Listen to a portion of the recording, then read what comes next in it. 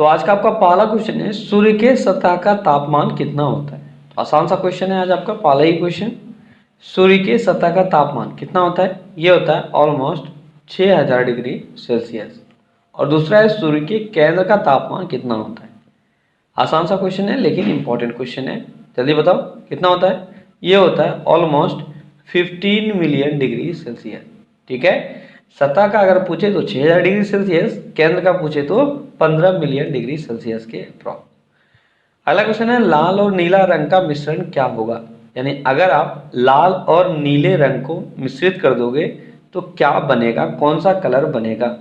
कौन सा कलर बनेगा लाल और नीले रंग को मिक्स करने पर?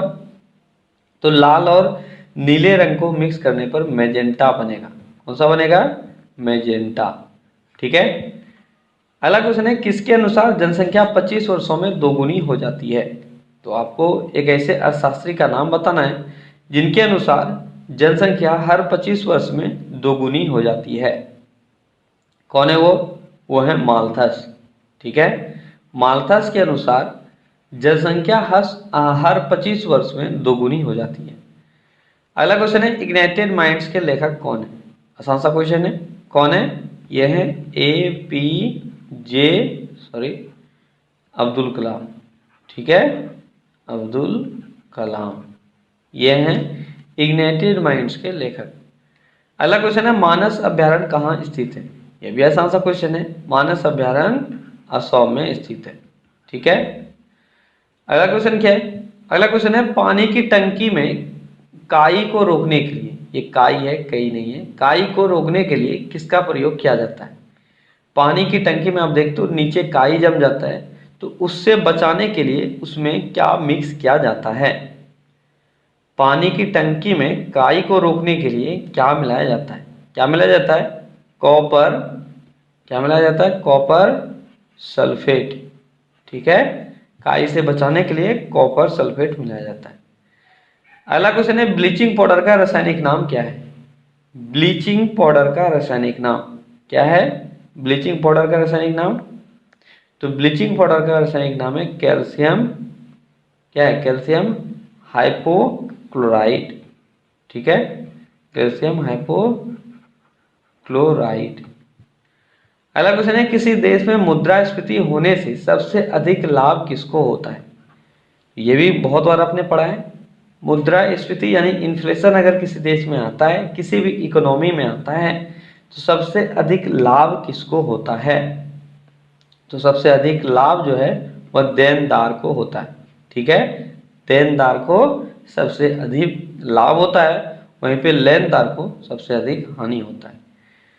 अगला क्वेश्चन है, थर्ड आई का संबंध किस खेल से है।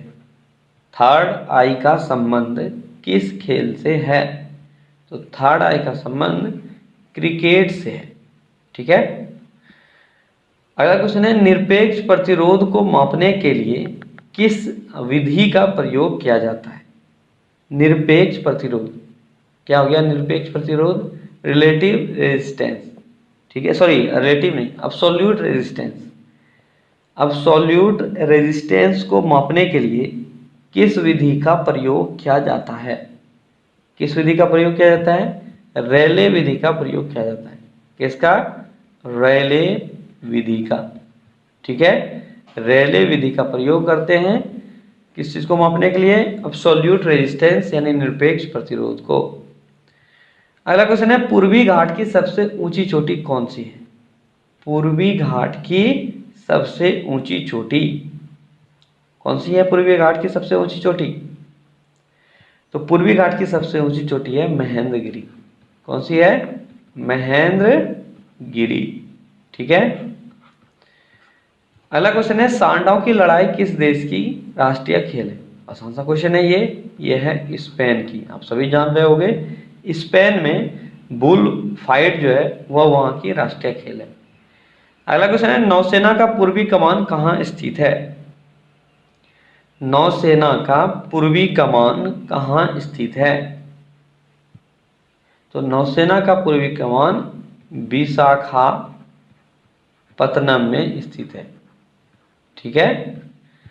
अगला क्वेश्चन है, दक्षिण गंगोत्री कहाँ अवस्थित है। दक्षिण गंगोत्री कहाँ अवस्थित है? तो सबसे पहले आपको पता होना चाहिए दक्षिण गंगोत्री क्या है। तो दक्षिण गंगोत्री जो है वो हमारा रिसर्च सेंटर है, कहाँ पे? तो अंटार्कटिका में। ठीक है, अंटार्कटिका में हमारा रिसर्च सेंटर है, उसका नाम है दक्षिण गंगोत्री। अगला क्वेश्चन है, दक्षिण गंगोत्री कब बनाया गया था? दक्षिण गंगोत्री अंटार्कटिका में तो है, लेकिन कब बनाया गया था? जल्दी बताओ, कब बनाया गया था? तो 1984 में इसको बनाया गया था। कब? 1984 में। अगला क्वेश्चन है, कौन सा विटामिन दूध में नहीं पाया जाता है? आसान सा क्वेश्चन है, दूध में विटामिन सी नहीं पाया जाता है। ऑक्सीजन की खोज किसने की थी? अगला क्वेश्चन आपका है, ऑक्सीजन की खोज किसने की थी? किसने की थी ऑक्सीजन की खोज? ऑक्सीजन की खोज प्रिस्टले ने की थी। ठीक है, किसने की थी? प्रिस्टले ने ऑक्सीजन की खोज की थी। अगला क्वेश्चन है, एलजी इलेक्ट्रॉनिक्स कहाँ की कंपनी है? एलजी इलेक्ट्रॉनिक्स कहाँ की कंपनी है? कहाँ की कंपनी है?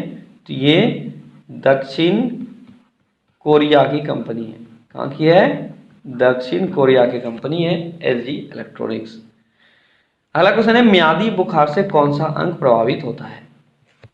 मियादी बुखार से कौन सा अंग प्रभावित होता है? कौन सा अंग प्रभावित होता है? यह है आंत। ठीक है, मियादी बुखार यानी आपका ये टाइफाइड हो गया। ठीक है, तो उससे आंत प्रभावित होता है। अगला क्वेश्चन क्या है, गद्दी जनजाति मुख्यतः किन भारतीय राज्यों में निवास करती है? गद्दी जनजाति जो है वह किन राज्यों में निवास करती है? कहीं आपको गद्दी मिलेगा, कहीं आपको गड्डी मिलेगा, जल्दी बताओ। गद्दी जनजाति किन राज्यों में निवास करती है? तो कहाँ निवास करती है ये जम्मू एंड कश्मीर, ठीक है, इस क्षेत्र में मिल जाएंगे आपको, और दूसरा हिमाचल प्रदेश में मिल जाएगा। ये दो जगह है जहाँ पे आपको गद्दी जनजाति का निवास स्थान मिलेगा। अगला क्वेश्चन है, लाहौली जनजाति किस राज्य में निवास करती है? बताओ, लाहौली जनजाति। तो लाहौली जनजाति कहाँ निवास करती है? लाहौली जनजाति हिमाचल प्रदेश में निवास करती है। अगला क्वेश्चन है, कोल जनजाति मुख्यतः किन राज्यों में निवास करती है? कोल जो है, कोल जनजाति वह किन राज्यों में आपको मिलेगा? तो कोल आपको मुख्यतः जो है वह यूपी और एमपी में मिलेगा। ठीक है, कहाँ मिलेगा? उत्तर प्रदेश और मध्य प्रदेश में ये जनजाति हैं जो पाए जाते हैं। अगला क्वेश्चन है, महावीर के पिता का नाम क्या था? तो कुछ महावीर से क्वेश्चंस मैंने आज इंक्लूड किए हैं, तो रिवाइज कर लो फटाफट। महावीर के पिता का नाम क्या था? तो महावीर के पिता का नाम था सिद्धार्थ। ठीक है, क्या नाम था? सिद्धार्थ नाम था महावीर के पिता का नाम। अगला क्वेश्चन क्या है? अगला क्वेश्चन है, महावीर के माता का नाम क्या था? तो महावीर के माता का नाम क्या था? क्या था? तो त्रिशला। ठीक है, त्रिशला था महावीर के माता का नाम। देखो, ये सारे क्वेश्चंस क्लियर रहने चाहिए, एग्जाम में कंफ्यूजन हो जाता है, क्योंकि कई बार आपसे वाइफ पूछा जाता है, कभी माता पूछा जाता है, पिता पूछा जाता है। अब पिता का नाम बच्चे भूल जाते हैं, क्योंकि सिद्धार्थ जो है वो गौतम बुद्ध के बचपन का नाम है, तो थोड़ा सा कंफ्यूजन हो जाता है। ठीक है, इसलिए आपका रिविजन होना जरूरी है। तो माता का नाम है त्रिशला। अब अगला क्वेश्चन है, बिंबिसार महावीर से कैसे संबंधित था? ये भी अच्छा क्वेश्चन है। बिंबिसार का संबंध महावीर से किस प्रकार है? कौन है बिंबिसार महावीर का? तो बिंबिसार महावीर का फूफा लगता है। कौन लगता है? फूफा। ठीक है, फूफा समझते हो आप सभी। तो बिंबिसार महावीर के फूफा थे। अगला क्वेश्चन है, महावीर के पत्नी का नाम क्या था? महावीर के पत्नी का नाम क्या था? क्या था महावीर के पत्नी का नाम? महावीर के पत्नी का नाम था यशोदा। ठीक है, अगला क्वेश्चन है, महावीर के पुत्री का नाम क्या था? महावीर के पुत्री का नाम क्या था? तो महावीर के पुत्री का नाम क्या था? अनुजा प्रियदर्शनी। क्या नाम था? अनुजा प्रियदर्शनी। ठीक है, क्या नाम था? अनुजा प्रियदर्शनी। यह था महावीर के पुत्री का नाम। अगला क्वेश्चन है महावीर के दामाद का नाम क्या था। जब महावीर का इतिहास पढ़ते हो वहां पे इनके दामाद का भी बहुत इंपॉर्टेंट रोल है, आपको बताना है क्या था इनका नाम। इनका नाम था जमाली। ठीक है। अगला क्वेश्चन है महावीर के शरण में आने वाली प्रथम भिक्षुणी कौन थी।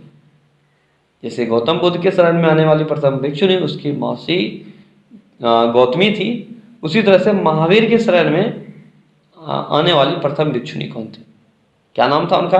उनका नाम था चंदना। क्या नाम था? चंदना। ठीक है। अगला क्वेश्चन, अब आपका यहाँ से महावीर खत्म होता है। अब अगला हम लोग पढ़ेंगे कि भरूच निम्न में से किस उद्योग के लिए प्रसिद्ध है। भरूच ये कहाँ है ये भी आपको पता होना चाहिए। भरूच गुजरात में एक जगह है, आपको बताना है ये किस चीज के लिए प्रसिद्ध है। भरूच या भड़ौच आपको मिल सकता है, इसको भड़ौच भी बोलते हैं। ठीक है। तो भड़ौच जो है वह या तो सूती वस्त्र के लिए या सीमेंट के लिए या तंबा के लिए, इन तीनों में से किसके लिए प्रसिद्ध आपको बताना है। इन तीनों में से सूती वस्त्र के लिए प्रसिद्ध है। कौन सा जगह है? तो भड़ौच या भरूच। अगला क्वेश्चन है झारखंड स्थित सिंदरी निम्न में से किस उद्योग के लिए प्रसिद्ध है। ये तो आप सभी जान रहे होंगे, सिंदरी बहुत फेमस है, बहुत दिनों से आपने पढ़ा है इसको, बहुत सारे क्वेश्चन इससे लगा है। तो वो है आपका रासायनिक खाद। ठीक है। सिंदरी जो है वह रासायनिक खाद के लिए प्रसिद्ध है। अगला क्वेश्चन है राजस्थान स्थित शहर कोटा निम्न में से किस उद्योग के लिए प्रसिद्ध है। आपको इन्हीं ऑप्शंस में से ही बताना है, आपको ज्यादा दिमाग नहीं लगाना है। तो इन तीन ऑप्शंस में से बताओ कोटा किस चीज के लिए प्रसिद्ध है। कोटा किस चीज के लिए प्रसिद्ध है? तो कोटा जो है वह नायलॉन धागा के लिए प्रसिद्ध है। ठीक है। अगला क्वेश्चन है दुनिया में सोना का सबसे बड़ा उत्पादक देश कौन सा है। सोना का सबसे बड़ा उत्पादक देश कौन सा है? यह है चाइना। ठीक है। चाइना दुनिया में सोना का सबसे बड़ा उत्पादक देश है। अगला क्वेश्चन है दुनिया में चांदी का सबसे बड़ा उत्पादक देश कौन सा है। सोना आपने देख लिया चाइना है, लेकिन चांदी का कौन? चांदी का है मैक्सिको। ठीक है। मैक्सिको जो है वह चांदी का सबसे बड़ा उत्पादक देश है दुनिया में। अगला क्वेश्चन है पॉकेट डायनमो के उपनाम से किनको जाना जाता है। पॉकेट डायनमो, पॉकेट डायनमो इस उपनाम से किसी खिलाड़ी को जाना जाता है। चलो ये थोड़ा सा हिंट मैंने दे दिया। एक खिलाड़ी है जिनको पॉकेट डायनमो के नाम से जाना जाता है। अब बताओ कौन है वो? है लिएंडर पेस। क्या नाम है उनका? उनका नाम है लिएंडर पेस। ठीक है। लिएंडर पेस को पॉकेट डायनमो के उपनाम से जाना जाता है। अगला क्वेश्चन है बंगाल टाइगर के उपनाम से किस खिलाड़ी को जाना जाता है। बंगाल टाइगर किसको कहा जाता है? जल्दी बताओ। बंगाल टाइगर किसको कहते हैं? इनको हम लोग दादा के उपनाम से भी जानते हैं, और वह हैं सौरव गांगुली। ठीक है। अगला क्वेश्चन है अकबर का जन्म कब हुआ था। अकबर का जन्म कब हुआ था? अकबर का जन्म कब हुआ था? तो ईयर आपको बताना है कब हुआ था। 1542 में अकबर का जन्म हुआ था। ठीक है। अगला क्वेश्चन है अकबर की मृत्यु कब हुई थी। और अगर डेट कहीं आपसे पूछा जाए तो ये 15 अक्टूबर था, 15 अक्टूबर 1542। और अकबर की मृत्यु कब हुई? तो अकबर की मृत्यु हुई थी 1605 में। कब हुई थी? 1605 में। ठीक है। अगला क्वेश्चन है शिवाजी के राजनीतिक गुरु कौन थे। शिवाजी के राजनीतिक गुरु, शिवाजी के राजनीतिक गुरु दादाजी कोंडदेव थे। क्या नाम था उनका? दादाजी कोंडदेव। ठीक है। ये थे राजनीतिक गुरु। अगला क्वेश्चन है शिवाजी के आध्यात्मिक गुरु कौन थे। तो दो गुरु आपको याद रखना है, एक राजनीतिक और एक आध्यात्मिक। तो राजनीतिक दादाजी कोंडदेव थे, वहीं पे आध्यात्मिक गुरु गुरु रामदास थे। क्या नाम था इनका? क्या नाम था? गुरु रामदास। ठीक है। ये थे शिवाजी के आध्यात्मिक गुरु। अगला क्वेश्चन है भारत में आधुनिक शिक्षा के जन्मदाता के रूप में किनको जाना जाता है। आधुनिक शिक्षा के जन्मदाता के रूप में किनको जानते हैं? तो ये है चार्ल्स ग्रांट। क्या है? Charles grant. ठीक है, इसमें आपको थोड़ा बहुत अलग क्वेश्चन, अलग आंसर भी कहीं कहीं मिल सकता है। कहीं आपको मिलेगा क्या नाम था उनका, मैकाले। ठीक है, मैकाले भी आपको आंसर मिल सकता है आधुनिक शिक्षा का। लेकिन अगर आपसे पूछा जाए आधुनिक शिक्षा के जन्मदाता कौन है और चार्ल्स ग्रांट ऑप्शन में है, तो आपका 100% आंसर यही होगा। अगर ये नहीं है तो मैकाले को भी माना जाता है, क्योंकि उन्होंने यहाँ पे अंग्रेजी शिक्षा का शुरुआत किया है, तो उनको अंग्रेजी शिक्षा का जन्मदाता भी बोला जाता है। लेकिन आपको ध्यान रखना है आधुनिक शिक्षा में अंग्रेजी शिक्षा भी आता है, और अगर चार्ल्स ग्रांट है तो आंसर यही हो। ठीक है, अगला क्वेश्चन है, भारत में परमाणु ऊर्जा के जनक के रूप में कौन जाने जाते हैं? परमाणु ऊर्जा के जनक के रूप में भारत में कौन जाने जाते हैं? कौन जाने जाते हैं, जल्दी बताओ। तो ये है होमी जहांगीर, ठीक है, भाभा। ठीक है, होमी जहांगीर भाभा को परमाणु ऊर्जा के जनक के रूप में जाना जाता है। आप यहाँ पे ध्यान रखना, ये अंतरिक्ष नहीं है, ये परमाणु ऊर्जा है। बहुत लोग इससे कंफ्यूज हो जाते हैं, अंतरिक्ष में भी यही आंसर कर देते हैं, परमाणु ऊर्जा में भी यही आंसर करते हैं। ये आपका परमाणु ऊर्जा है। अगला क्वेश्चन है, भारत में आधुनिक चित्रकला के जनक के रूप में किनको जाना जाता है? आधुनिक चित्रकला, आधुनिक चित्रकला, इसके जनक के रूप में नंदलाल बोस को हम लोग जानते हैं। क्या नाम है इनका? नंदलाल बोस। ठीक है, नंदलाल बोस को आधुनिक चित्रकला के रूप में जाना, आधुनिक चित्रकला के जनक के रूप में जाना जाता है। अगला क्वेश्चन है, महात्मा गांधी ने राजेंद्र प्रसाद को किस उपाधि से नवाजा था? तो महात्मा गांधी ने राजेंद्र प्रसाद को एक उपाधि दिया था, आपको बताना है वो कौन सी उपाधि थी। अब क्वेश्चन थोड़ा सा आपके लिए अलग हो जाता है, क्योंकि जनरली आप उपाधि पढ़ते हो और पूछा जाता है ये किसने दिया है, लेकिन यहाँ पे मैं पूछ रहा हूँ कि महात्मा गांधी ने कौन सा उपाधि दिया था। कौन सा उपाधि था वो था देश रत्न का। ठीक है, तो देश रत्न किनको जाना जाता है? राजेंद्र प्रसाद को। ये उपाधि किसने दिया था? महात्मा गांधी।